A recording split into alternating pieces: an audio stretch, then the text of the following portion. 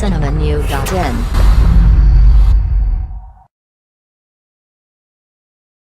நடிகை கஸ்தூரி அண்மையில் ஒரு செய்தி வெளியிட்டதாக சமூக வலைதளங்களில் பரவியது. அதாவது தமிழ் சினிமா வாய்ப்புக்காக நடிகர்களை அனுசரித்து போகாவிட்டால் கேவலப்பட வேண்டும் என்று நடிகை கஸ்தூரி கூறியதாக செய்தி வெளியானது. இதனை அறிந்த கஸ்தூரி தற்போது அதிர்ச்சி தகவலை கஸ்தூரி வெளியிட்டார் என்ற செய்தி எனக்கு அதிர்ச்சியாக உள்ளது.